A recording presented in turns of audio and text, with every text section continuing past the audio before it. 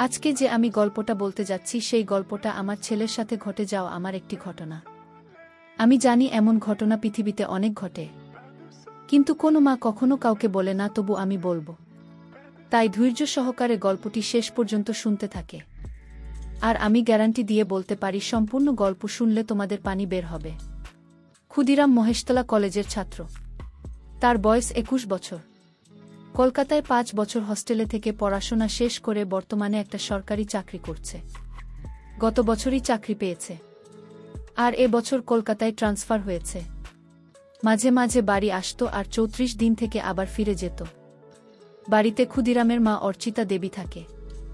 বছর দুয়েক আগে ক্ষুদিরামের বাবা মারা গেছে স্ট্রোক করে। ক্ষুদিরামের পারিবারিক আয় ভালো নয়। ক্ষুদিরামের বাবা একটা সরকারি চাকরি করত।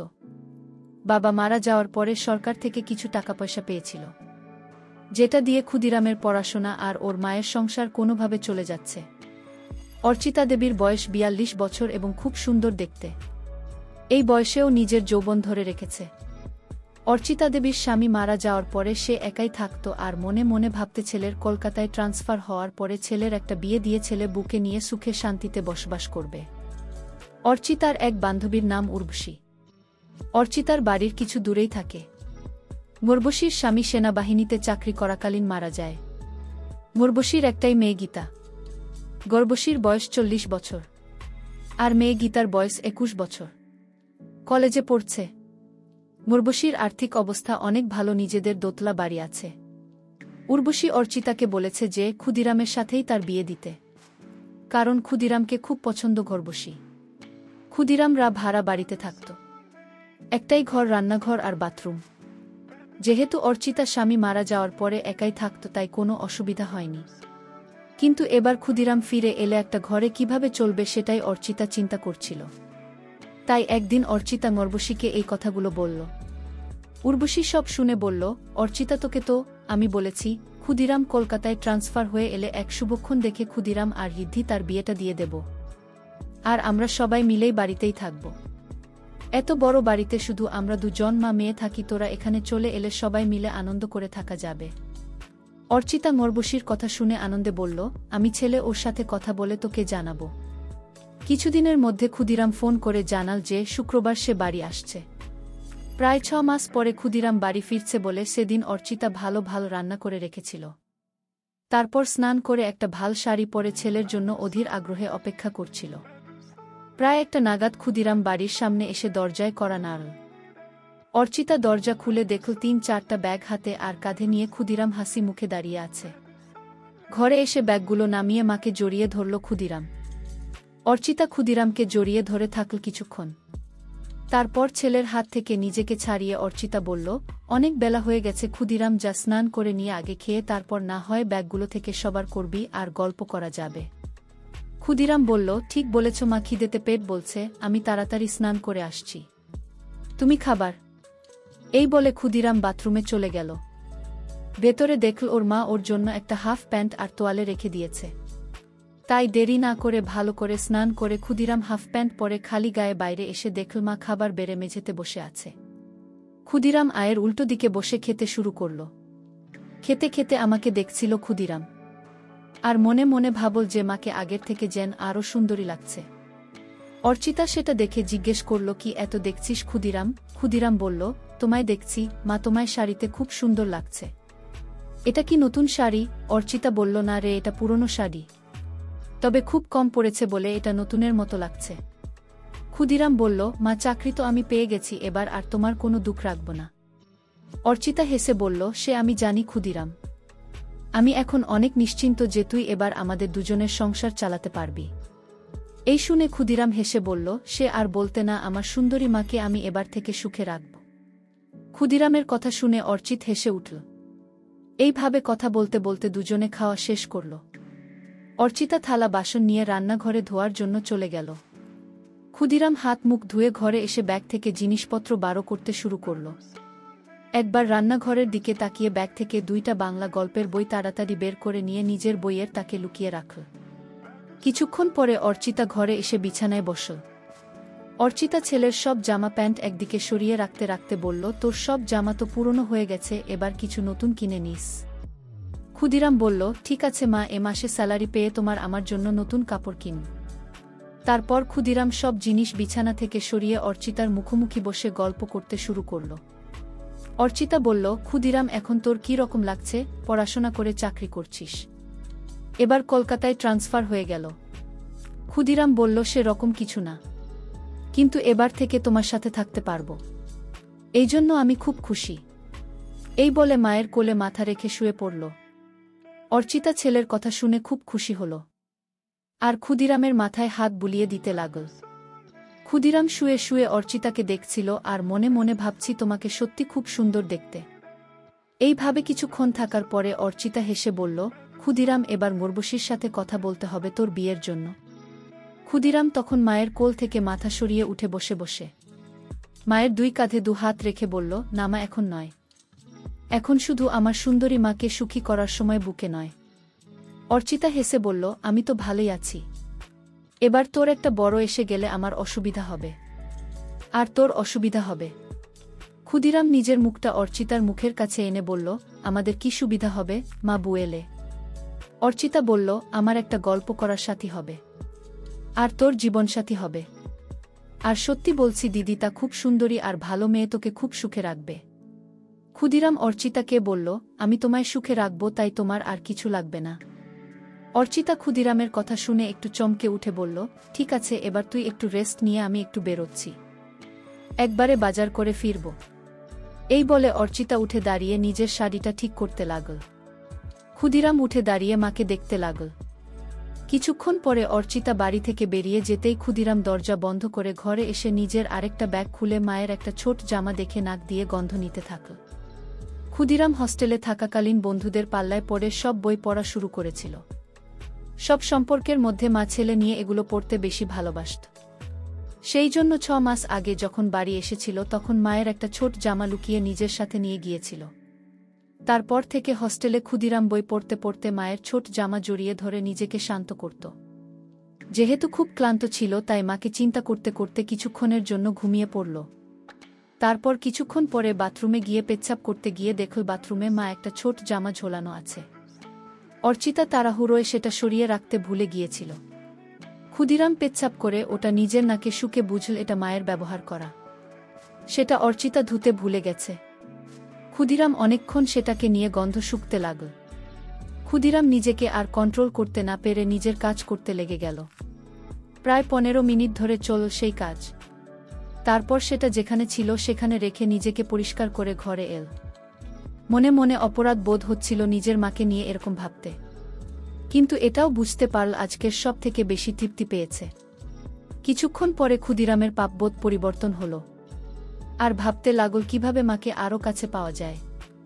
এইসব ভাবতে ভাবতে সন্ধে হয়ে গেল, আর ঠিক তখনই দরজায় আওয়াজ হল। ক্ষুদিরাম দরজা খুলে দেখল অর্চিতা দাঁড়িয়ে আছে, দু হাতে 2টা বাজারের ব্যাগ নিয়ে। ক্ষুদিরাম সঙ্গে সোজা মায়ের হাত থেকে ব্যাগ জুতো নিয়ে রান্নাঘরে রেখে এক গ্লাস জল নিয়ে অর্চিতাকে দিল।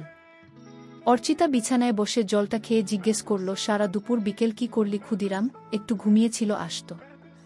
হ্যাঁ মা, অল্প ঘুমিয়েছিলাম। ভালো করেছিস, আমি একটু ফ্রেশ হয়ে তোকে চা করে দিচ্ছি, তোর জন্য কাটলেটও এনেছি। এই বলে অর্চিতা তোয়ালে নিয়ে বাথরুমে চলে গেল। ক্ষুদিরাম তখন মাকে সারপ্রাইজ দেবে বলে নিজে রান্নাঘরে গিয়ে চা বানাতে শুরু করল, আর বাজারের ব্যাগ থেকে সবকিছু রান্নাঘরে যথাস্থানে রেখে কাটলেট 2টা একটা ডিশে রাখল। বাথরুমের ভেতর থেকে মায়ের গোসল করার শব্দ শুনতে শুনতে ক্ষুদিরাম চাপ বাড়াচ্ছিল। এদিকে গোসল করতে করতে অর্চিতা হঠাৎ দেখেন তার ছোট কাপড় দড়িতে ঝুলছে। সঙ্গে সঙ্গে চমকে গেল, আর মনে মনে ভাবল, ইসি, সব কিছু ঠিক জায়গায় রেখে আসল জিনিসটাই বাথরুমে ফেলে গিয়েছিল। ক্ষুদিরাম যে কি ভেবেছে কে জানে। নিজেকে কিছুক্ষণ গালাগালি দিয়ে গোসল করে তোয়ালেটা দিয়ে নিজেকে জড়িয়ে অর্চিতা বাথরুম থেকে ঘুরে এসে দেখল ক্ষুদিরাম একটা ট্রেনে 2 কাপ চা আর কাটলেট সাজিয়ে বসে আছে। অর্চিতা হেসে বলল, বা একবার চা বানিয়ে মায়ের জন্য অপেক্ষা করছিস? খুব ভালো, বুকে তুই খুব সুখে রাখবি। এখন তোমাকে সুখী করি, তারপর অন্য কেউ। অর্চিতা আলমারি থেকে একটা শাড়ি নিয়ে ক্ষুদিরামকে বলল, আমি দরজাটা ভিজিয়ে দিয়ে রান্নাঘরে শাড়িটা পরে আসছি। ক্ষুদিরাম এগিয়ে গিয়ে অর্চিতার হাত ধরে বলল, তুমি এই ঘরে চেঞ্জ করে নাও, আমি রান্নাঘরে যাচ্ছি, তোমার হয়ে গেলে আমায় ডেকে নিও। এই বলে ক্ষুদিরাম ঘরের দরজাটা ভেজিয়ে দিয়ে বাইরে অপেক্ষা করতে লাগল। ছেলের ব্যবহারে অর্চিতা খুব খুশি হয়ে ঘরে ড্রেস চেঞ্জ করতে লাগল। ক্ষুদিরাম দরজাটা একটু ফাঁকা রেখে ভিজিয়ে রেখেছিল যাতে সেই ফাঁক দিয়ে ঘরের ভেতরটা দেখা যায়। ক্ষুদিরাম দরজার ফাঁক থেকে চোখ রাখতেই ঘরের ভেতরের দৃশ্য দেখে অবাক হয়ে যায়। এদিকে অর্চিতা ততক্ষণে শাড়িটা পরে নিয়ে ক্ষুদিরামকে ডাকল ঘরের ভেতরে আসার জন্য। ক্ষুদিরাম মায়ের ডাক শুনে একটু চমকে গিয়ে ঘরের ভেতরে এলো এবং হঠাৎ খেয়াল করল ওটা শক্ত হয়ে দাঁড়িয়ে আছে। কোনো ক্রমে এক হাত দিয়ে সামাল দিয়ে বিছানাতে বসল। অর্চিতা তখন আয়নার সামনে দাঁড়িয়ে চুল আঁচড়েছিল, তাই ছেলের দিকে খেয়াল করেনি। ক্ষুদিরাম অর্চিতাকে ডাকল, এসো মা, যা আর কাটলেন ঠান্ডা হয়ে যাবে, খেয়ে নাও আগে। ঠিক আছে, চল খেয়ে নিই। এই বলে বিছানা এসে ক্ষুদিরামের মুখোমুখি বসল। দুজনে একসাথে কাটলেট আর চা খেতে লাগল। বাবা, ক্ষুদিরাম, চাটা তো খুব ভালো বানিয়েছিস। তোমার ভালো লেগেছে মা? আমি হোস্টেলে মাঝে মাঝে নিজেই চা করে খেতাম। অর্চিতা হেসে উঠে ক্ষুদিরামের গালটা ধরে বলল, সত্যি ভালো হয়েছে, আমার ছেলে এখন নিজের খেয়াল নিজেই রাখতে পারবে। ক্ষুদিরাম ও তখন মায়ের গালটা ধরে বলল, তোমার ওসব খেয়াল রাখবে তোমার ছেলে। দুজনে একসাথে হেসে উঠল। আচ্ছা ক্ষুদিরাম, তোর চাকরি শুরু কবে থেকে? আজ ২৭ তারিখ, পরের মাসের ৮ তারিখে অফিস জয়েন করতে হবে। একটা কথা বলার ছিল।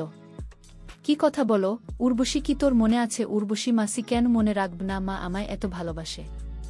সেটা জানি, তোকে ভালোবাসে বলে একটা প্রস্তাব রেখেছে। কি প্রস্তাব? উর্বশী তোর সাথেই তার বিয়ে দিতে চায়। ক্ষুদিরাম লজ্জা পেয়ে বলল, এখন আমি বিয়ে করব না। উর্বশী বলেছে ইডি তার সাথে তোর বিয়ে হবার পরে আমরা সবাই ওর বাড়িতে থাকব। আমি বলেছি যে ক্ষুদিরামের সাথে কথা বলে জানাব। তুই কি বলিস এ ব্যাপারে? বিয়ের ব্যাপারটা আমাকে একটু সময় দাও। বুঝলাম ছেলের লজ্জা করছে, ঠিক আছে, তুই সময় নিয়ে চিন্তা করে আমায় জানাস। কিন্তু আমাদের ঘরটা খুব ছোট দুজনের জন্য। আগে তুই ছোট ছিলিস তাই কোনো মতে চলে যেত, কিন্তু এখন তুই বড় হয়ে গেছিস। এমন কিছু ছোট নয়, আমাদের ঘর আমাদের দুজনের জন্য যথেষ্ট। কিন্তু তোর অসুবিধা হবে। আমি যখন কাপড় চেঞ্জ করব তখন তোকে বাইরে অপেক্ষা করতে হবে। এছাড়াও একটা বিছানায় দুজনের হবে না। ক্ষুদিরাম অর্চিতার কথা শুনে মনে মনে বলল, আমি তো চাই তুমি ঘরে কাপড় ছাড়বে, আর আমি দরজার ফাঁক দিয়ে তোমার দেখব। অর্চিতা ক্ষুদিরামের দিকে তাকিয়ে বলল, কি ভাবছে তো? কি করবে সেটা তো বল। ক্ষুদিরাম সঙ্গে সঙ্গে বলল, না কিছু ভাবছিলাম না, তবে এখন ওখানে যাব না। কিছুদিন চাকরি করে স্যালারি জমিয়ে তারপর না হয় যাওয়া যেতে পারে। ঠিক আছে, তো যেটা ভালো মনে হয় সেটাই হবে। ঠিক আছে, তুই টিভি দেখ, আমি রাতের রান্নাটা করেনি। এই বলে অর্চিতা চাইতে এটা নিয়ে রান্নাঘরে চলে গেল। ক্ষুদিরাম টিভি দেখতে লাগল, কিন্তু ভালো লাগছিল না। তাই ক্ষুদিরাম রান্নাঘরে গিয়ে দেখল মা এক মনে গুনগুন করে গান গাইতে গাইতে রান্না করছিল। ক্ষুদিরাম পেছন থেকে অর্চিতাকে একটু হামি দিয়ে জিজ্ঞেস করল, মা, আজ কি রান্না করছো? অর্চিতা চমকে উঠে হালকা হেসে বলল, আজ ডিমের ঝোল, ভাত আর আলু পোস্তা। ক্ষুদিরাম মায়ের কানে কানে বলল, তোমার হাতের রান্নার কোনো জবাব নেই মা। অর্চিতা নিজেকে ছাড়িয়ে নিয়ে বলল, এই দুষ্টু এখন ছাড়া আমায় না হলে রান্না করতে দেরি হয়ে যাবে। ক্ষুদিরাম আরও হামি দিয়ে বলল, আমার মিষ্টি মায়ের হাতের রান্না আমার মন ভরে যায়। অর্চিতা হেসে বলল, এবার যা এখান থেকে, আমার রান্নাটা করতে দে। ক্ষুদিরাম তখন ঘরে চলে এসে আবার টিভি দেখতে লাগল। প্রায় ১ ঘন্টা পরে অর্চিতা এসে ক্ষুদিরামের পাশে বসল। অর্চিতা পুরো ঘেমে গেছে রান্না করতে করতে। ক্ষুদিরাম বলল, মা, তুমি তো ঘেমে গেছ, শাড়িটা চেঞ্জ করে অন্য কিছু পরে নাও। ছেলের কথা শুনে অর্চিতা বলল, আমি ভাবছিলাম তুই কি ভাববি, তাই অন্য কিছু করছিলাম না। ক্ষুদিরাম অবাক হয়ে অর্চিতা দিকে তাকিয়ে বলল, আমি আবার কি ভাবব? যাও চেঞ্জ করে নাও, আমি রান্নাঘরে যাচ্ছি। অর্চিতা বলল, আমি বাথরুমে চেঞ্জ করে নিচ্ছি, তুই টিভি দেখছি। এই বলে অর্চিতা বাথরুমে চলে গেল। ক্ষুদিরাম মনে মনে ভাবল, আরেকটা সুযোগ নষ্ট হলো আমাকেও ভাবে দেখার। অর্চিতা বাথরুমে গিয়ে নিজের গা ধুতে ধুতে রান্নাঘরে ক্ষুদিরাম এরকমভাবে জড়িয়ে ধরার কথা ভাবতে লাগল। মনে মনে ভাবছিল, ক্ষুদিরাম কি তাহলে ইচ্ছে করে ওসব করছিল না? এটা হঠাৎ হয়েছিল। একটু চোখে চোখে ক্ষুদিরামকে রাখতে হবে, কারণ এই বয়সটা খুব বাজে। এসব ভাবতে ভাবতে স্নান শেষ করে কাপড় পরে নিল। ক্ষুদিরাম না থাকলে মাঝে মাঝে অর্চিতা এক কাপড়ে রাতে ঘুমাত, কিন্তু এখন সেটা আর হবে না। এমনিতে অর্চিতা খুবই স্বভাবের, আর স্বামী মারা যাওয়ার পরে সেটা আরও বেড়ে গেছে। কিছুক্ষণ পরে অর্চিতা বাথরুম থেকে বেরিয়ে এসে ক্ষুদিরামের সাথে বসে একসাথে টিভি দেখতে দেখতে এটা সেটা গল্প করতে লাগল। রাত প্রায় 10টা বাজে ঘড়িতে। এবার খাবার পালাতে অর্চিতা রান্নাঘরে গিয়ে খাবার বেড়ে নিয়ে এল। ক্ষুদিরাম আর অর্চিতা দুজনে মেঝেতে বাবু হয়ে মুখোমুখি বসে খেতে শুরু করল। ক্ষুদিরাম খেতে খেতে মায়ের দিকে তাকাতেই দেখল অর্চিতা নিচু হয়ে যখন খাবার মুখে দিচ্ছিল তখন মায়েরটা নিচে নেমে যাচ্ছিল, আর ক্ষুদিরাম তা দেখা যাচ্ছিল। কিন্তু হঠাৎ অর্চিতা ক্ষুদিরামের দিকে তাকিয়ে দেখতে পায় যে ক্ষুদিরাম ওর দিকে তাকিয়ে আছে। সঙ্গে সঙ্গে নিজের কাপড়টা একটু উপরে তুলে নিল, আর তখন ক্ষুদিরাম আর অর্চিতার চোকাচোকি হল। ক্ষুদিরাম লজ্জায় মাথা নিচু করে ভাবতে লাগল, ইসমা এবার বুঝতে পেরেছে বকে না দেয়। কিন্তু অর্চিতা কিছুই বলল না, শুধু বলল খাবারের দিকে মন দেয়। ক্ষুদিরাম হাফ ছেড়ে বাঁচল। এইভাবে দুজনের খাওয়া শেষ হল। তারপর অর্চিতার সব বাসন ধুয়ে ঘরে এসে মেঝেতেই বিছানা করতে লাগল। সেটা দেখে ক্ষুদিরাম জিজ্ঞেস করল, মা তুমি কি নিচে শোবে? হ্যাঁ রে, বিছানায় দুজনের অসুবিধা হবে। ক্ষুদিরাম সঙ্গে সঙ্গে অর্চিতার হাত থেকে সব কিছু কেড়ে বিছানায় রেখে বলল, এই খাতে আমাদের দুজনের ভালো মতো হয়ে যাবে, তাই তুমি চিন্তা করো না। অর্চিতা কিছু একটা বলতে যাচ্ছিল, কিন্তু ক্ষুদিরামের যে মুখে আর কিছু বলল না। কিছুক্ষণ পরে লাইট অফ করে দুজনে শুয়ে পড়ল। ক্ষুদিরাম ক্লান্ত ছিল, তাই কিছুক্ষণের মধ্যে ঘুমিয়ে পড়ল। অর্চিতা শুয়ে শুয়ে সারাদিনের কথা ভাবতে লাগল, বিশেষ করে রাতে ছেলে যেভাবে এক দৃষ্টিতে তার দিকে তাকিয়েছিল। ভাবতে ভাবতে একটু দূর হয়ে পড়ল। মনে মনে চিন্তা করল যে এবার থেকে ক্ষুদিরামের সবকিছু ভালোমতো লক্ষ্য করতে হবে। এসব ভাবতে ভাবতে অর্চিতা ঘুমিয়ে পড়ল। চিরকাল খুব সকাল সকাল ঘুম থেকে ওঠা উচিত আর অভ্যাস। অর্চিতা ঘুম থেকে উঠে ক্ষুদিরামের দিকে তাকিয়ে দেখল ক্ষুদিরাম গভীর ঘুমে আচ্ছন্ন। একটু নিচের দিকে তাকাতে দেখল ক্ষুদিরামের হাফ প্যান্ট কাবু হয়ে গেছে। সেটা দেখে অর্চিতা মনে মনে ভাবল ছেলে এমন কিছু স্বপ্ন দেখছে যাতে তাবু হয়ে গেছে। তারপর নিজের মনে হাসতে হাসতে বাথরুমে চলে গেল। তারপর রান্না করে নিজে স্নান করে শাড়ি পরে চায়ের কাপ হাতে নিয়ে ক্ষুদিরামকে ডাকল। ক্ষুদিরাম ঘুম থেকে উঠে দেখল মা চায়ের কাপ হাতে দাঁড়িয়ে আছে, একটা সুন্দর শাড়ি পরে। কটা বাজে মা? এত সকালে তোমার স্নান হয়ে গেছে? 10টা বাজছে, আমায় একটু উর্বশীর সাথে বেরোতে হবে, তোর জন্য রান্না করা আছে। দুপুরে স্নান করে খেয়ে নিস, সন্ধেবেলায় আবার দেখা হবে। ঠিক আছে মা, তুমি চিন্তা করো না, কাল তো রবিবার। কেন, কোথাও বেরোবি নাকি? ক্ষুদিরাম অর্চিতার হাত থেকে কাপটা নিয়ে টেবিলে রেখে অর্চিতাকে ধরে একটা পাপা দিয়ে বলল, দেখি কি প্ল্যান করা যায়। অর্চিতা নিজেকে ছাড়াবার চেষ্টা করে বলল, আবার দুষ্টুমি হচ্ছে, আমার শাড়ি নষ্ট হয়ে যাবে। এখন ছাড়া, আমায় পরে জড়িয়ে ধরার অনেক সময় পাবি। তোমায় ছাড়তে ইচ্ছে করছে না মা। এই বলে আবার অর্চিতাকে ধরে ক্ষুদিরাম আর মায়ের শরীরের ক্ষমতা অনুভব করতে থাকে। অর্চিতারও ভাল লাগছিল, কিন্তু ওর দেরি হয়ে যাবে। তাই জোর করে ক্ষুদিরামকে সরিয়ে দিয়ে বলল, আমি এবার আসি, বুঝি না হলে দেরি হয়ে যাবে, তুই সময়মতো খেয়ে নিস। ঠিক আছে মা, তুমি একদম চিন্তা করো না, সাবধানে যেও। এরপরে অর্চিতা নিজের শাড়িটা ঠিক করে ক্ষুদিরামের দিকে একটা হাসি দিয়ে ঘর থেকে বেরিয়ে গেল। ক্ষুদিরাম দরজা বন্ধ করে ঘরে এসে চা খেতে খেতে চিন্তা করল কি করবে সারাদিন। কিছুক্ষণ বসার পরে আলমারিটা খুলে মায়ের ছোট কাপড়গুলো বের করে বিছানায় রাখল। দেখল সেগুলো অনেক পুরনো হয়ে গেছে। কিছুক্ষণ না দিয়ে সবগুলো শুকে আবার যথাস্থানে রেখে দিয়ে আলমারিটা বন্ধ করে দিল ক্ষুদিরাম। তারপর ক্ষুদিরাম ঘরটা আর রান্নাঘর পরিষ্কার করল। ক্ষুদিরাম মনে মনে একটা মতলব করল, কি করে মাকে প্রতিদিন ওভাবে দেখা যায়, কারণ শাড়ি চেঞ্জ করার সময় বেশিক্ষণ দেখা যায় না। তাই ভাবল বাথরুমে একটা ফুটো করতে পারলে স্নান করাটা ভালোমতো দেখতে পাবে। একটা হাতুড়ি আর পেরেক নিয়ে বাথরুমের দরজায় ক্ষুদিরাম একটা ফুটো করে দিয়ে দেখল যে ফুটোটা একদম সঠিক জায়গায় হয়েছে, যেখান থেকে ভেতরের দৃশ্য ভালোবাসে দেখা যাবে।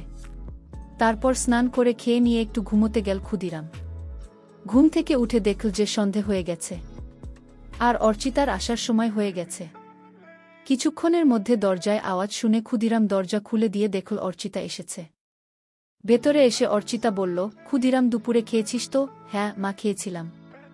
তোমার দিনটা কেমন কাটল? অর্চিতা বিছানায় বসে ফ্যানের হাওয়া খেতে খেতে হেসে বলল, আমার আবার দিন কেমন কাটবে, যে রকম কাটার সে রকম কেটেছে। তুমি যাও বাথরুমে ফ্রেশ হয়ে এসো, আমি চা বানাচ্ছি। অর্চিতা সেটা শুনে বাথরুমে চলে গেল, আর ক্ষুদিরাম ও রান্নাঘরে চলে গেল। অর্চিতা বাথরুমের দরজা বন্ধ করতে ক্ষুদিরাম দরজার ফুটোয় চোখ রাখল। ক্ষুদিরাম শুধু দেখল লাগল নিজের মাকে আর এক হাত দিয়ে কাজ করতে লাগল। এদিকে গ্যাসে জল গরম হয়ে ফুটছে, তাই তাড়াতাড়ি চা বানানো তেমন দিল। কিন্তু কিছুতেই নিজের মন থেকে মায়ের সেই রূপটা বুঝতে পারল না। কিছুক্ষণ পরে ক্ষুদিরামের চা বানানো শেষ হল। এদিকে অর্চিতা স্নান হয়ে গেছে, আর অর্চিতা বাইরে এল। ঘরে গিয়ে অর্চিতা চুল আঁচড়াতে লাগল, আর ক্ষুদিরাম চা নিয়ে এসে বিছানায় বসে অর্চিতাকে দেখছিল। অর্চিতা আয়নায় সেটা দেখে ক্ষুদিরামকে জিজ্ঞেস করল, সারাদিন কি কি করলি? ঘর রান্নাঘর পরিষ্কার করলাম। আর মনে মনে বলল, বাথরুমে ফুটো করলাম তোমায় দেখ বলে। অর্চিতা চায়ের কাপটা হাতে নিয়ে রান্নাঘরে গিয়ে দেখল ছেলের সব ভালোভাবে পরিষ্কার করেছে। আর তারপর ঘরে এসে এদিক ওদিক দেখে বলল, বাবা তুমি তো সব পরিষ্কার করে দিয়েছিস, আমার লক্ষ্মী ছেলে। এই বলে চায়ের কাপটা টেবিলে রেখে দু হাত বাড়িয়ে বলল, আমার লক্ষ্মী ছেলে আমার কাছে। ক্ষুদিরাম সঙ্গে সঙ্গে অর্চিতার কাছে ছুটে গেল। এইভাবে কিছুক্ষণ থাকার পরে দুজন আলাদা হল। তারপর অর্চিতার রান্নাঘরে চলে গেল রান্না করতে, আর ক্ষুদিরাম টিভি দেখতে লাগল। কিছুক্ষণ পরে রান্না শেষ হলে দুজন একসাথে খেয়ে নিল। আজও ক্ষুদিরাম একইভাবে অর্চিতার দিকে তাকিয়ে গভীরভাবে দেখছিল, আর আজ অর্চিতা সেটা লক্ষ্য করল, কিন্তু কিছু বলল না। এইভাবে খাওয়া শেষ করে অর্চিতা আর ক্ষুদিরাম বিছানায় শুতে এলো। দুজনে পাশাপাশি শুয়ে আছে। ঘরে নাইট বাল্ব জ্বলছে। অর্চিতা চিন্তা করছে ক্ষুদিরাম কেন বারবার ওর দিকে তাকিয়ে থাকে। ক্ষুদিরামের মাথায় শুধু মায়ের স্নান করার দৃশ্যগুলো আসছিল। এইভাবে দুজন ঘুমিয়ে পড়ল। মাঝরাতে ক্ষুদিরাম টয়লেটে গিয়ে ফিরে এসে নাইট বাল্বের আলো দেখল লাহোর উপরে উঠে গেছে। ক্ষুদিরাম আস্তে আস্তে এসে অর্চিতাকে দেখতে লাগল। তারপর ক্ষুদিরাম মায়ের দিকে তাকিয়ে দেখল মা গভীর ঘুমে আচ্ছন্ন। তাই সাহস করে মায়ের কাছে এগিয়ে গেল। খুব ভালোই লাগছিল ক্ষুদিরামে। হাত দিতেই সঙ্গে সঙ্গে অর্চিতা একটু নড়ে উঠল। সেটা দেখেই ভয়ে ক্ষুদিরাম তাড়াতাড়ি হাত সরিয়ে নিয়ে বিছানায় শুয়ে পড়ল। অর্চিতা তখন পাশ ফিরে শুল। ক্ষুদিরাম আর কিছু না করে আস্তে আস্তে ঘুমিয়ে পড়ল। পরের দিন সকালে অর্চিতা ঘুম থেকে উঠে তাড়াতাড়ি নিজেকে ঠিক করে নিয়ে ছেলেটির দিকে তাকিয়ে দেখল ছেলে উপুর হয়ে ঘুমে মগ্ন। তারপর বাথরুমে চলে গিয়ে নিজেকে ফ্রেশ করে অর্চিতা চা বানাতে লাগল। ক্ষুদিরাম উঠে ড্রেস চেঞ্জ করে বাজারে চলে গেল। অর্চিতা ভাবতে থাকল কি হচ্ছে এসব। হস্টেল থেকে ফেরার পর থেকে ক্ষুদিরামের আচরণের কেমন পরিবর্তন এসেছে, এসব ভাবতে ভাবতে ঘরে গিয়ে বসল। বাজার যেহেতু অনেক দূরে, তাই ক্ষুদিরামের ফিরতে ফিরতে আরও 1 ঘন্টা লাগবে। এদিক ওদিক দেখতে দেখতে হঠাৎ দেখল ক্ষুদিরামের বইয়ের তাকে বইগুলো কেমন যেন অগোছালো আছে। তাই অর্চিতা বইগুলো তাক থেকে নামিয়ে ঘোচাতে লাগল। আর মনে মনে ভাবল ছেলে ঘর রান্নাঘর সব পরিষ্কার করেছে, অথচ নিজের বইয়ের তাক সাজাতে ভুলে গেছে। একটার পর একটা বই সাজিয়ে রাখতে রাখতে অর্চিতা দেখল একটা মোটা বইয়ের ভেতর কিছু জানা আছে। বইটা খুলতেই দেখল একটা পাতলা বই মলাট দেওয়া। অর্চিতা ভাবতে লাগল কি বই যে মোটা বই এর ভেতরে ক্ষুদিরাম রেখেছে। গল্পের বইটা হাতে নিয়ে একটা পাতা উল্টোতে কভার ফটো আর নাম দেখে অর্চিতা চমকে উঠল। বই যা দেখল তাতে তো নিজের চোখকে বিশ্বাস করতে পারছে না। এও কি সম্ভব? পাতা উল্টাতে দেখল মা ছেলের গল্প। সূচিপত্র দেখে আরেকবার চমকালো অর্চিতা। একটা গল্পের কিছুটা অংশ পড়ল। অবাক হয়ে ভাবতে লাগল এটা কিভাবে সম্ভব, আর ক্ষুদিরাম এই বই পেল কোথায়? তাহলে কি এসব গল্প করে সে আমাকে নিয়ে ওসব কথা ভাবে? অর্চিতা বিছানায় শুয়ে শুয়ে 2টা গল্প শেষ করল এবং এতটাই উত্তেজিত হয়ে গেল যে বিছানায় শুয়ে শুয়েই তারপর বইটার জায়গা মতো রেখে দিয়ে বাথরুমে চলে গিয়ে অর্চিতা নিজেকে পরিষ্কার করল। অনেক দিন পরে আজ পরিচিত। খুব উত্তেজনা অনুভব করল। হঠাৎ দরজার আওয়াজ শুনে অর্চিতা দরজাটা খুলে দেখল ক্ষুদিরাম। ক্ষুদিরাম ভেতরে এসে মাংসটা মায়ের হাতে দিল। মায়ের দিকে তাকিয়ে দেখল মায়ের কপালে ঘাম আর মায়ের চোখ মুখটা কেমন যেন লাগছে। সঙ্গে সঙ্গে ক্ষুদিরাম মায়ের 2 গালে 2টা হাত রেখে জিজ্ঞেস করল, মা তোমার কি শরীর খারাপ লাগছে? এত ঘেমে আছো কেন? অর্চিতা নিজের ঘন্টা মুছে বলল, কিছু না বাবা, গরম করছিল তাই। ক্ষুদিরাম তখন বলল, ঠিক বলেছ মা, আজ বেশ গরম। ক্ষুদিরাম বলল, মা আমি একটু বেরোচ্ছি, এক বন্ধুর সাথে দেখা করে চলে আসব। ঠিক আছে, বেশি দেরি করিস না, আমি রান্না তাড়াতাড়ি করে নেব। এই বলে ক্ষুদিরাম বেরিয়ে গেল। অর্চিতা দরজা বন্ধ করে ভাবল আর একটু হলেই ছেলে বুঝতে পারত যে এটা গরমের ঘাম নয়, এটা অন্য কিছুর ঘাম। এই ভেবে নিজের মনে হাসতে লাগল। গল্পের বাকি অংশ পরের ভিডিওতে দেওয়া হবে, তাই সবাই চ্যানেলটি সাবস্ক্রাইব করে রাখো।